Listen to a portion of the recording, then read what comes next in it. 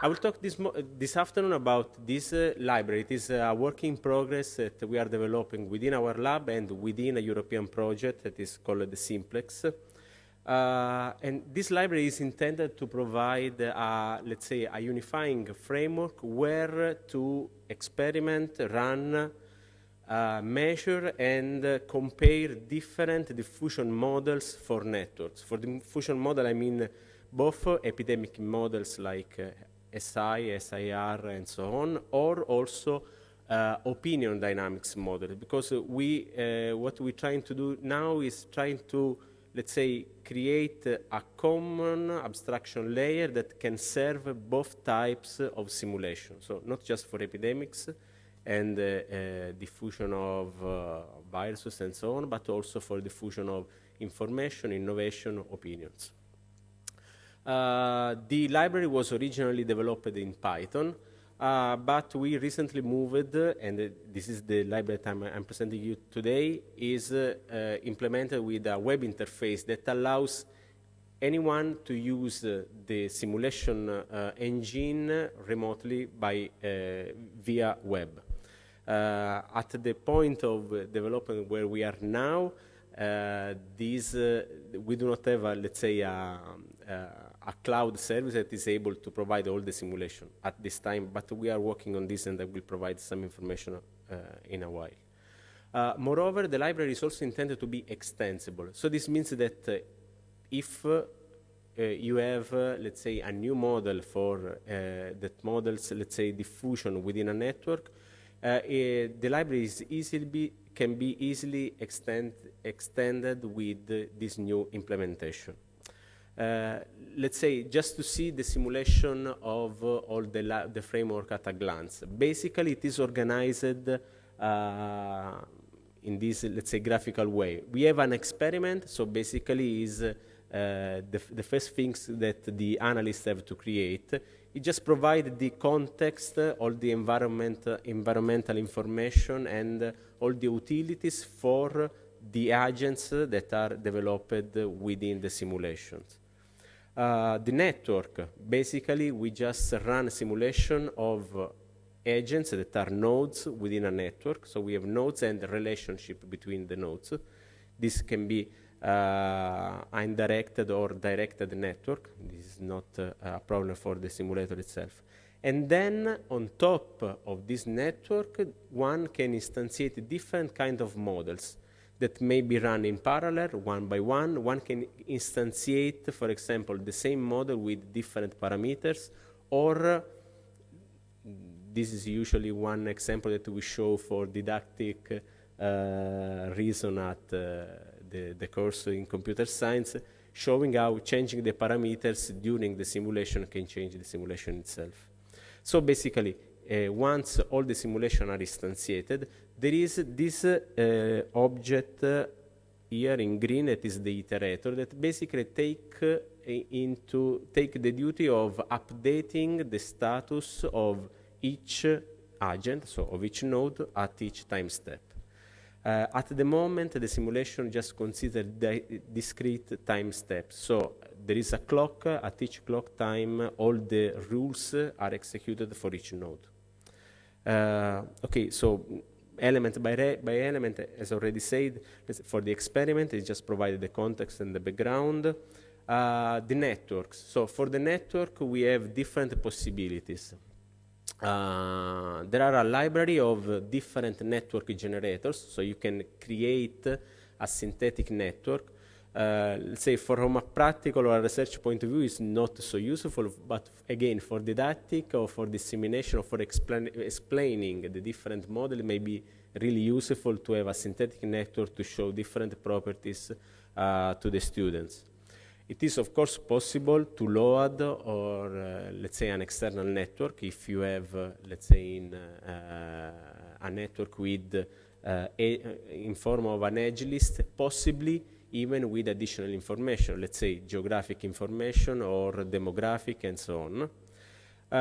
Or there is a third possibility that we call it exploratories.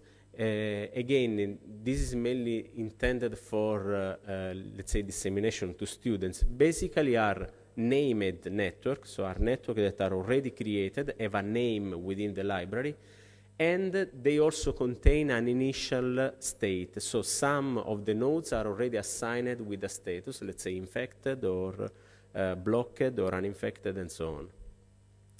As for the model, as I was saying, the same container, the same experiment may have many different models that run in parallel on the same network. So the experiment, the network are unique, the model can be of any number.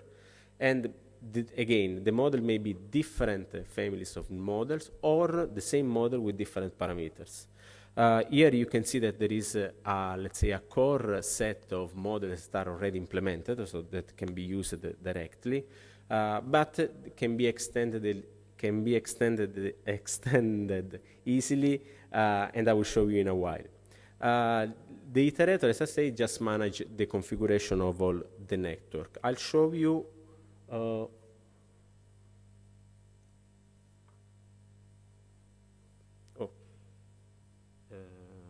something changed from the very beginning.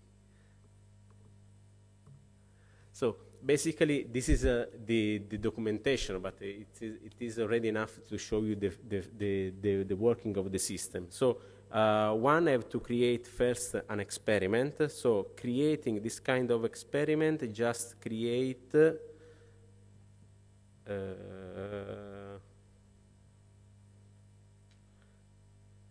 I think we lost the connection with the server. Yep.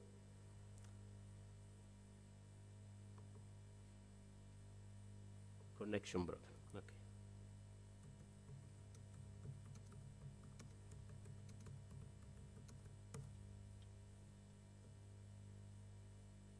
Okay. Again. So I can create an experiment. The creation gives me, let's say, a unique token. And from this I can, as I said before, let's say, create a new network within this experiment with, let's say, 200 nodes, with 10 neighbors and a probability of rewiring of 10%. Okay? This has created the, let's say, the new network within the experiment that I can, let's say, describe here. See the description here. So we have no models at the moment, the new network created with these parameters, and we can then choose one of the models that we have available. So again, my experiment, 10% are infected, the probability of infection and the probability of recovery in this case. Okay.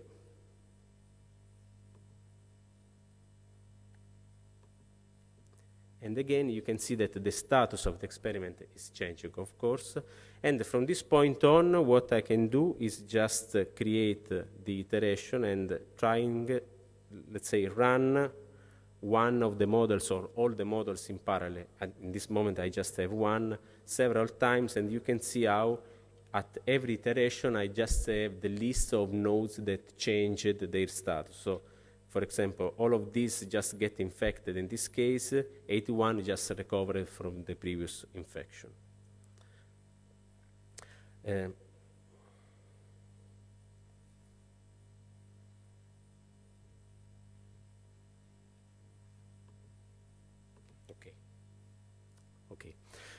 So, as I was saying before, each agent, so each node is abstracted in a way that we are trying to address all the different kind of models that we have. So for epidemics, for information dynamics. And basically, the basic backbone of this interaction is given by this sort of abstract state machine. So the node is initialized at the very beginning, and then at each clock we are updating the, let's say, the status of the node itself. The extension, as I was saying, is very simple because it is just a matter of extending one class with just writing one method. That is the only method that describe how to update the status of a node from time t to time +1. So it is really basics. So as you can see, the interface that I showed you now is not really user-friendly, so it's a little bit problematic, but we are already working within the project in order to have a visual analytics representation of all the process.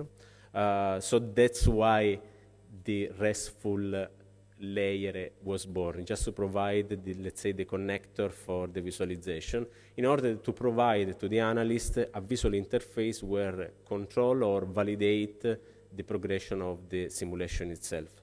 So, for example, in this case, an external indicator, the number of infected, how is propagated during time. So, at the moment, we have this set of basic let's say, indicators. So, how much time does each step takes, the number of infected, the number of recovered. We are also recently added some topological properties of infected or recovered depending on the network, more or less is linked to the last question.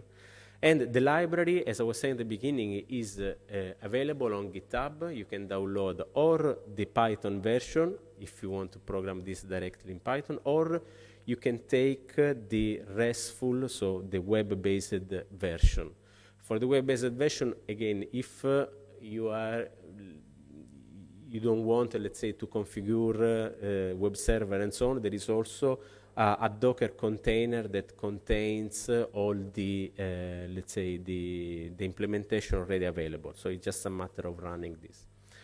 In the next few months, the whole library will be published within the sobigdata.eu virtual research environment. So you can you will be able to access the library directly from our machines. So there is a cloud system that is serving all these kind of simulations. As you can see, as I said already at the beginning, it is still a work in progress. So the to-do list is still very long, but basically what we are trying to do is trying to, let's say, in the first step, try to make the extension of the library as easy as possible. Again, this is intended mainly for students, but also for researchers. And then address the problem of scalability that at the moment, I have to admit, have not been taken into account deeply. Let's say the only degree of scalability is just to distribute the computation of each model separately on different cores on a cloud. But this may not be sufficient.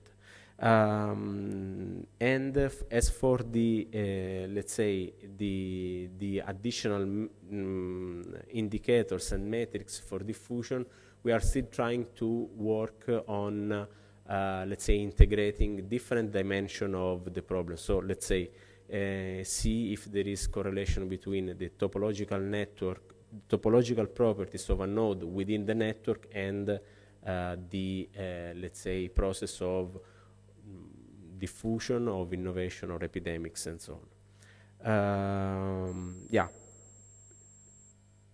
Yeah, okay, that's it. Thank you.